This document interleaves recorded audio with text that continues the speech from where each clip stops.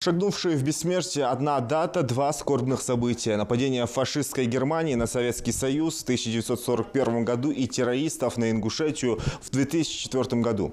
Мы отдаем дань памяти погибшим, ведь эти трагические события унесли немало жизней ни в чем не повинных людей. Фатима Далакова с гордостью рассказывает о своем героическом предке. Ее дедушка Гамид Ужахов в годы Великой Отечественной войны храбро защищал родину. Как солдата Красной Армии я дедушку не помню, потому что нас, детей, внуков, он от этого оберегал. Он нам такие истории не рассказывал. Все, что я о дедушке знаю, это уже со слов его детей. Это мои дяди, тети, моя мама.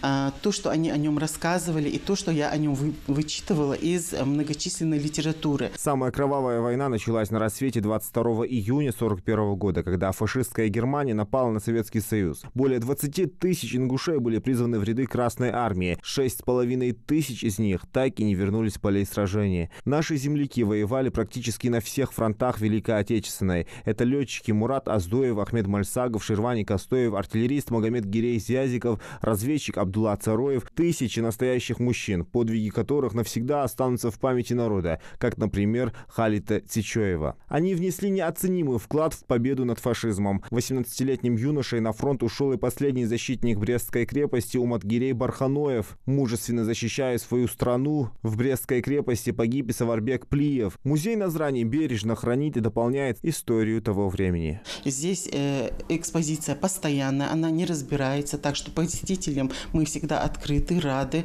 Они могут быть свидетелями.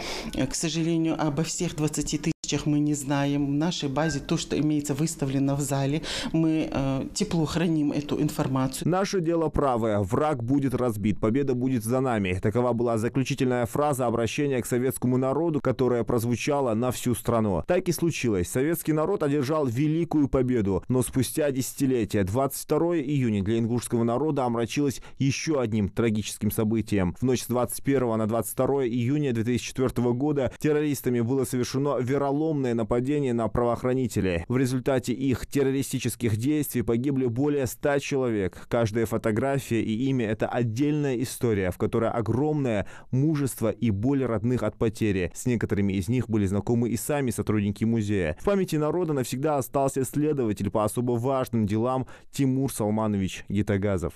Он был очень серьезным, ответственным. Вот я понимаю, что по его поведению. И еще вот такая вот трагедия, наверное, вот их вот такой супружеской жизни. Они очень долго ждали ребенка. И это, наверное, более 10 лет, как я вот так вот запомнила. И сын у него родился после его гибели. Это тоже было для всех вот таким вот... Он так и не увидел своего сына. Вот. Сейчас это уже взрослый парень, он пошел по стопам своего отца. События 19-летней давности невозможно забыть. Погибли 31 сотрудник МВД, 10 сотрудников ФСБ, 5 работников прокуратуры, 3 военных, 7 пограничников, 40 мирных жителей и более 100 раненых. В эту ночь на службе находились руководители ингушской милиции и прокуратуры. Все они были убиты. Душевные раны людей, оставшихся в один миг без своих родных и близких, кровоточат до сих пор. Память о них незабвенна. Ведь благодаря их подвигу удалось сохранить мир и стабильность в регионе. Конечно, в этот день погибло очень много людей, среди них было очень много молодых отцов. И действительно осталось очень много вдов, много сирот.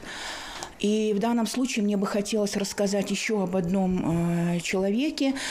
Он мне доводится троюродным братом, Ваха Хамхоев. Молодой парень был, у него остались тоже маленькие дети. Это был его первый день выхода на работу. Так получилось, так было суждено Всевышним, да, что его не стало в этот первый день. До 3 часов утра бандгруппа Басаева продолжала расстреливать всех попадавшихся им сотрудников, но преступники не остались безнаказанными. В 2006 году Шамиль Басаев, планируя еще один теракт, направлялся в Назрань. Неподалеку от села Икажево в ходе спецоперации бандит был уничтожен. На той земле, где он пролил кровь десятков людей, оставив родителей без сыновей, а детей сиротами. Зелимхан Калоев, Исмаил Коригов, Новости 24.